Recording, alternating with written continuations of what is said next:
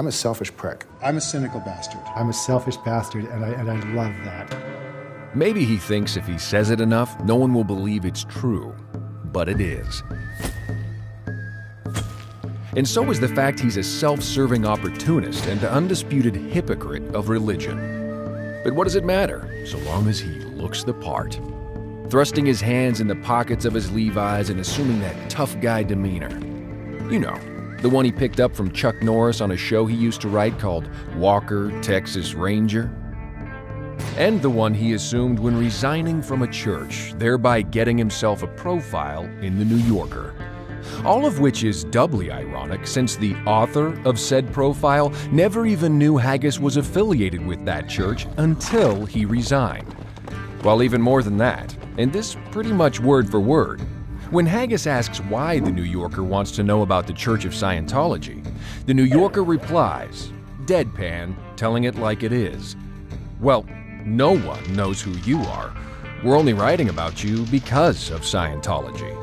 And that's the true story of how Paul earned his latest moniker, the one that reads, Haggis the Apostate. It's the opening sequence of the whole Haggis melodrama. How he resigns because the church would not involve itself in political action vis-a-vis gay marriages then under fire from California's Proposition 8. Of course, the church cannot legally involve itself in any political issue, and Haggis well knows it. He also well knows the church has no policy whatsoever on such issues and in fact welcomes everyone of any persuasion. But to fathom the depths of Haggis's hypocrisy, one has to ask, why didn't he resign from the Catholic Church in which he was raised and return the awards given him? Or for that matter, why is he still working with a Catholic priest on an orphanage for little kids in Haiti? But for the final twist of irony, one also has to consider what the critics were saying about his film Crash. Namely, that it only took an Oscar because certain members of the Academy weren't too comfortable casting a ballot for Brokeback Mountain.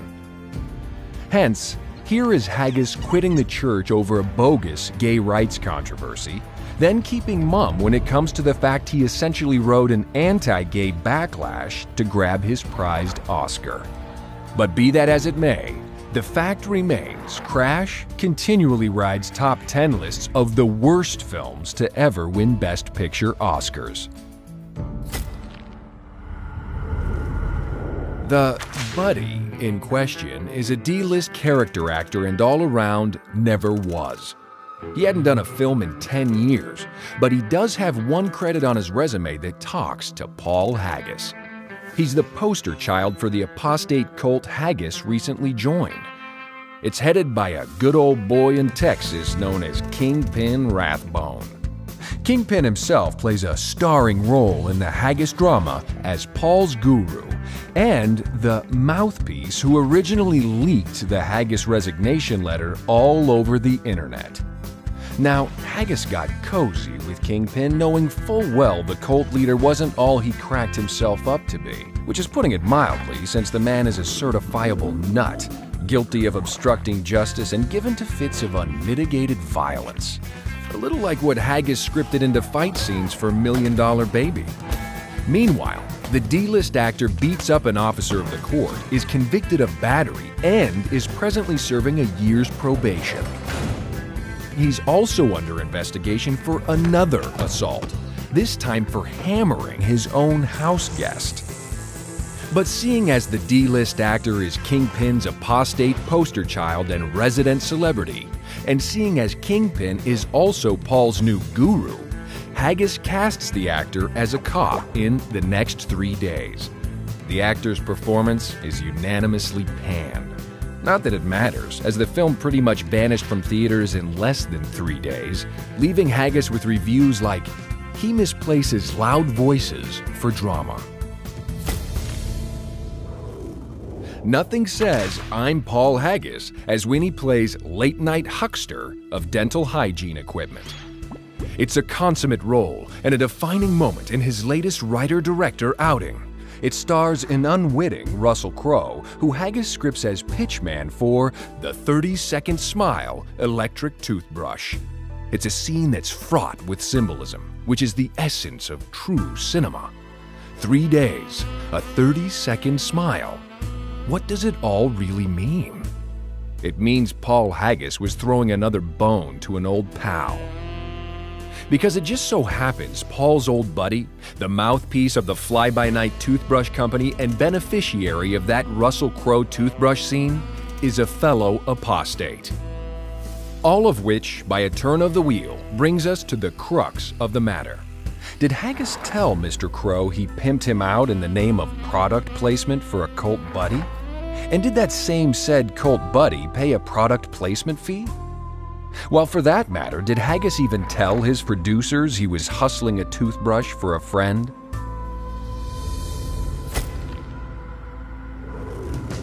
The plotline revolves around Haggis as sensitive artiste who, rumor has it, accepted $5 million to script 2 films that went absolutely nowhere. When asked to at least make good on the payout by doctoring a few scripts in development, he delivers nothing. Because, after all, so what if he wrote a script everyone in town described as dreadful? That doesn't mean he's not a sensitive artiste to whom the whole world owes a living.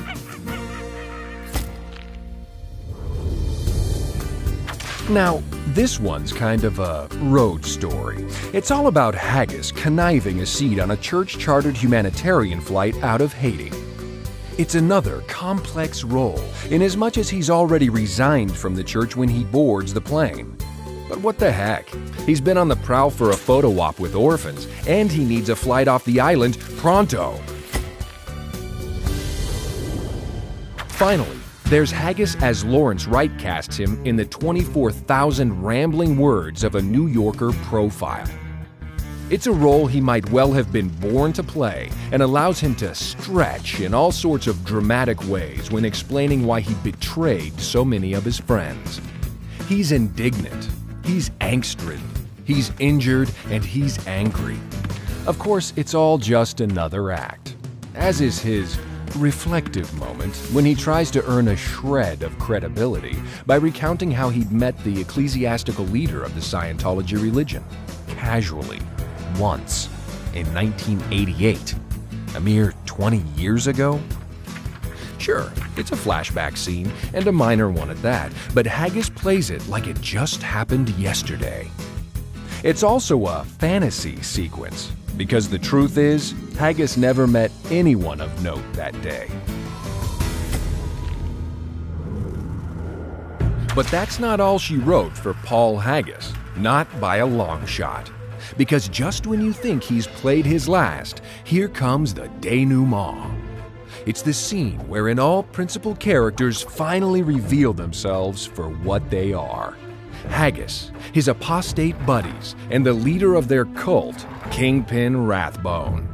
It's another filmic moment fraught with irony and deep significance. Because, sure, the alleged abuse Haggis rails against to the New Yorker's Lawrence Wright is the hallmark of his new cult leader, Kingpin Rathbone, and sure, Kingpin's another self-styled tough guy who talks from the side of his mouth in monosyllables. But even so, he's got himself a cult that's partly based on a self-published novelette wherein God appears as a handyman. And now, he's even got a bona fide miracle under his belt.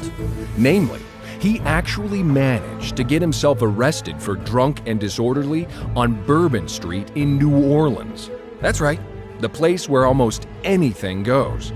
But it was another what the heck moment. Because, after all, how better to spend your wedding night than crying like a baby in the backseat of a squad car while they cart you off to county jail? Cut to Los Angeles, and it's the old tough guy Kingpin back in the passenger seat. This time he takes out his frustrations on an innocent reporter. The first door slam might fall under the category of bullying, but the second, and then the third, that's proof he's still the same unhinged and sadistic psychotic he's always been. So no, Kingpin Rathbone may not have a lot of self-control, and his cult, at best, counts only about a half-dozen misfits. But all the same, as we fade to black and the credits roll, They at least now got Paul Haggis.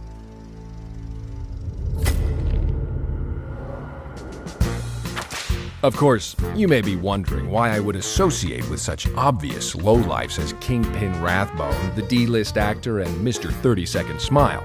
Well, the truth is, we're all cut from the same cloth. Take, for example, the fact that Kingpin shoved a fist in his wife's face and later left her in the middle of the night without a word. He also nearly killed his best good buddy with his bare hands. But we've all had days like that, haven't we? Then again, that best good buddy abandoned his wife too. And the next time he saw her, he beat her up. But hey, that's nothing new. He's beaten up at least 3 other dames before. And when a reporter grilled him about one, he simply said he didn't recall the incident. Now that's thinking on your feet.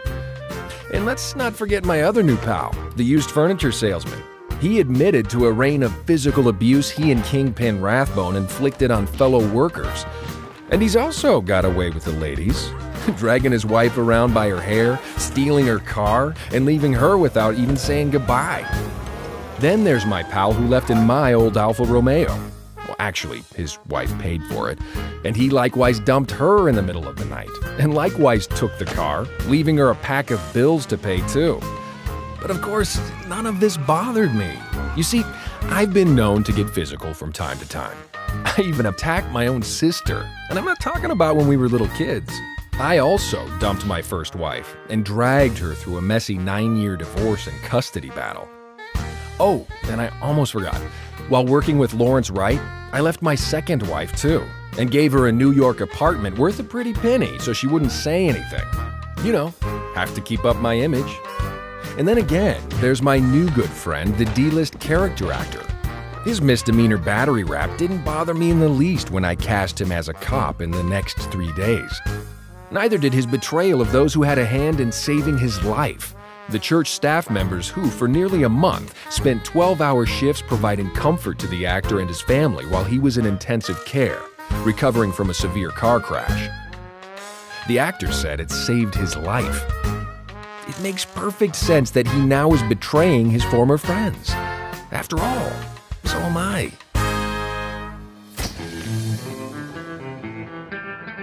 That's Paul Haggis and Friends.